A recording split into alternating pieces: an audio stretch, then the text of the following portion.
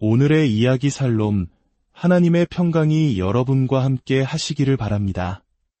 요즘 세상을 둘러보면 우리의 마음을 무겁게 짓누르는 소식들이 참 많습니다.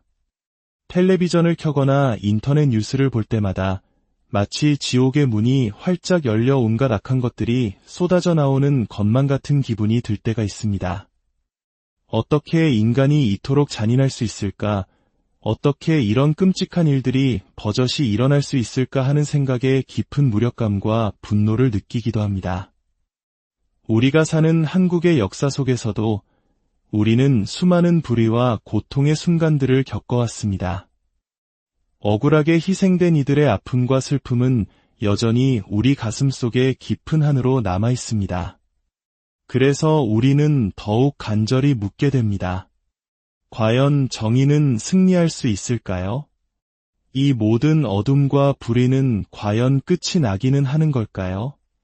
오늘 이 희망의 메시지를 나누기 전 하나님의 은혜가 더 널리 퍼져나갈 수 있도록 구독과 공유로 마음을 보태주시면 감사하겠습니다. 여러분의 작은 실천이 혼란 속에서 길을 잃은 누군가에게는 큰 위로와 빛이 될 수 있습니다. 성경을 읽다 보면 인간의 잔혹함이 얼마나 깊은지를 보여주는 이야기에 마주치곤 합니다. 구약 성경 다니엘서에는 바빌론의 느부갓네살 왕에 대한 이야기가 나옵니다. 그는 매우 잔인하고 증오심에 가득 찬 왕이었습니다. 어느 날 그의 적 중 한 명이 7 아들과 함께 붙잡혔습니다. 느부갓네살 왕은 그 아버지의 눈앞에서 7 아들의 눈을 모두 뽑아버렸습니다. 그리고 가장 마지막에 그 아버지의 눈을 뽑았습니다. 그가 세상에서 마지막으로 기억하는 장면이 바로 자기 자식들이 시력을 잃는 끔찍한 모습이 되도록 만든 것입니다. 이것이 수천 년 전의 이야기일 뿐일까요? 오늘날 우리가 뉴스를 통해 접하는 참수나 집단 학살과 같은 끔찍한 소식들과 무엇이 다를까요? 무고한 아이들과 여성, 약자들이 이유도 모른 채 죽어가고 집단 매장지에 던져지는 현실 앞에서 우리는 할 말을 잃게 됩니다. 그리고 묻습니다. 하나님, 대체 왜 가만히 보고만 계십니까? 무언가 조치를 취해 주셔야 하지 않습니까? 오늘 저는 여러분에게 분명히 말씀드리고 싶습니다. 네, 하나님께서는 반드시 행동하실 것입니다. 그분은 이 모든 것을 바로잡기 위해 다시 오실 것입니다. 하지만 성경은 절망 속에서 이야기를 끝맺지 않습니다. 오히려 가장 어두운 순간에 가장 밝은 희망을 약속합니다. 바로 예수 그리스도의 재림입니다. 예수님께서 이 땅에 처음 오셨을 때 그분은 베들레헴의 초라한 마구간에서 아기로 태어나셨습니다. 그러나 그분의 두 번째 오심은 전혀 다를 것입니다.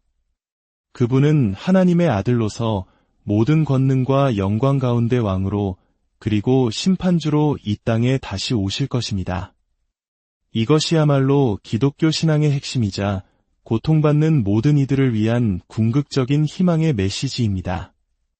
많은 사람들이 예수님의 재림에 대해 막연하게만 생각하지만 성경은 이 주제를 매우 중요하게 다룹니다. 놀랍게도 성경에서 예수님의 초림, 즉 첫 번째 오심을 언급하는 것보다 재림에 대한 언급이 무려 8배나 더 많습니다. 신약 성경 전체를 보면 평균적으로 30절마다 한 번꼴로 예수님께서 다시 오신다는 사실을 가르치고 있습니다. 구약의 17권, 신약 27권 중 23권이 재림에 대해 이야기합니다. 이 약속은 인류 역사의 아주 초기부터 시작되었습니다.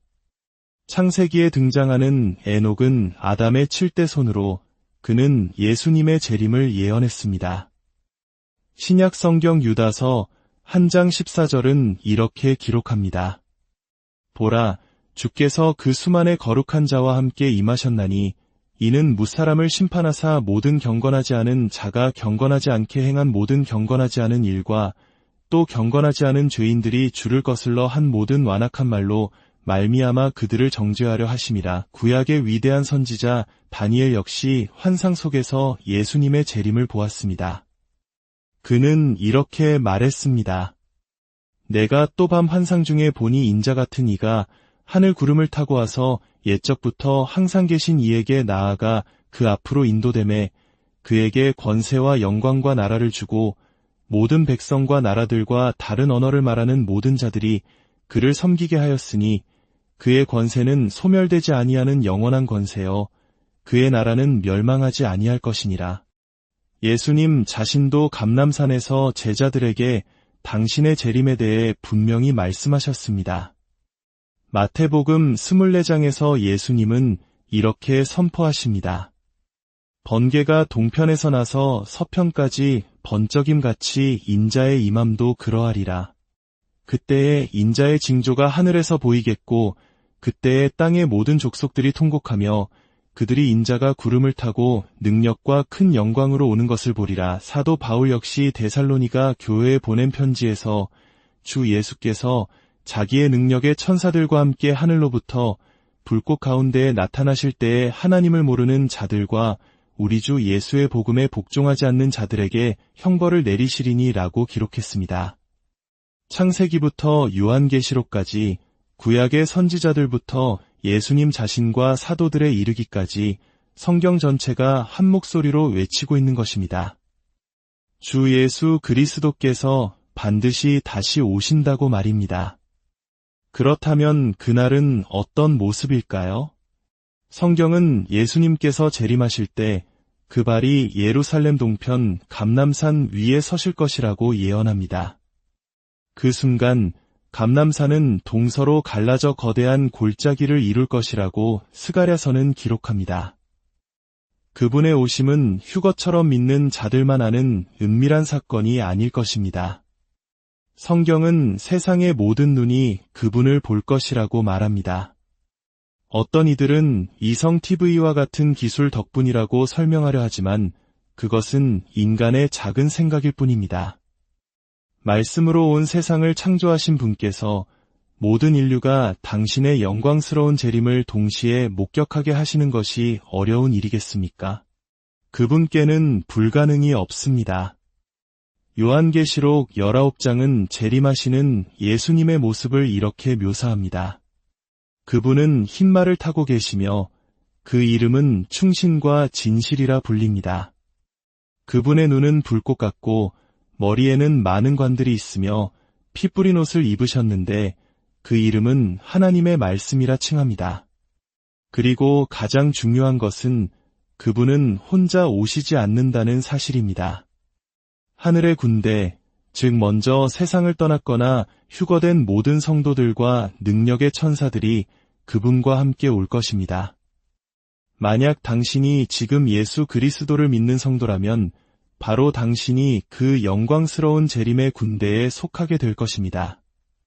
그분은 이 땅에 만연한 모든 불의와 죄악, 증오와 파괴를 심판하기 위해 오십니다. 인류 역사 내내 하나님을 대적했던 모든 세력들, 즉 적그리스도와 거짓 선지자, 그리고 그들을 따르는 세상의 왕들과 군대들이 마지막 발악으로 아마겟돈에서 하나님께 대항하여 전쟁을 벌이려 모일 것입니다. 인간이 창조주 하나님을 대적하여 싸워 이길 수 있다고 생각하는 것만큼 어리석은 일이 또 있을까요? 전쟁은 길지 않을 것입니다. 세상을 창조하신 그분의 말씀 한마디에 모든 것이 끝날 것입니다. 주님의 입에서 나오는 예리한 검이 모든 대적을 심판할 것입니다. 요한계시록 19장에는 두 가지 만찬이 등장합니다. 하나는 어린 양의 혼인 잔치이고 다른 하나는 하나님의 큰 잔치입니다. 여러분은 반드시 어린 양의 혼인 잔치에 예약해야 합니다. 왜냐하면 하나님의 큰 잔치에서는 초대받지 않은 자들이 바로 그 잔치의 음식이 되기 때문입니다. 이것은 하나님의 공의로운 심판이 얼마나 무섭고 철저한지를 보여주는 상징적인 표현입니다. 이 최후의 심판에서 인류를 미혹했던 악의 두 축, 적그리스도와 거짓 선지자는 사로잡혀 산채로 유황불 붙는 못, 즉 불못에 던져질 것입니다. 그리고 1000년 후에 사탄 역시 그곳에 던져지게 되는데 성경은 1000년 전에 먼저 던져졌던 그 둘이 여전히 그곳에서 고통받고 있다고 기록합니다. 하나님의 심판은 영원하며 모든 악은 그 뿌리까지 완전히 소멸될 것입니다. 사랑하는 여러분, 만약 여러분이 예수 그리스도를 구주로 영접한 하나님의 자녀라면 이 이야기는 두려움의 메시지가 아니라 최고의 위로와 희망의 메시지입니다. 지금 당장 세상의 악이 승리하는 것처럼 보이고 불의가 판을 치는 것 같아 답답하고 힘들지라도 결코 낙심하지 마십시오. 악의 세력은 작은 전투에서 잠시 이기는 것처럼 보일지 몰라도 전쟁은 이미 끝났습니다. 십자가에서 죽으시고 부활하신 우리의 주님께서 이미 최종 승리를 거두셨습니다. 그리고 그분께서 다시 오시는 날 이 땅의 모든 눈물과 고통, 슬픔과 불의는 영원히 사라질 것입니다. 하나님께서 모든 것을 바로잡으실 것입니다. 하지만 아직 예수님을 알지 못하는 분이 계시다면 이 메시지는 간절한 초대의 말씀입니다. 이 세상에 임할 무서운 심판과 영원한 형벌로부터 보호받을 수 있는 유일한 길은 바로 예수 그리스도를 믿는 것뿐입니다. 하나님은 당신을 사랑하십니다. 언제나 사랑해 오셨습니다. 당신을 위해 천국을 예비하셨고 어린아이도 믿을 수 있을 만큼 쉽고 단순한 구원의 길을 열어주셨습니다. 하나님은 누구에게도 당신의 뜻을 강요하지 않으십니다. 그분은 사랑의 선물을 내미시고 우리가 그 선물을 받기를 기다리고 계십니다. 이 혼란한 세상 속에서 참된 평안과 흔들리지 않는 소망을 찾고 계십니까? 그 길은 오직 예수 그리스도 안에 있습니다. 오늘 그분의 초대에 응답하여 영원한 생명의 선물을 받으시기를 바랍니다. 여러분의 삶에 하나님의 깊은 평안과 은혜가 늘 함께 하시기를 간절히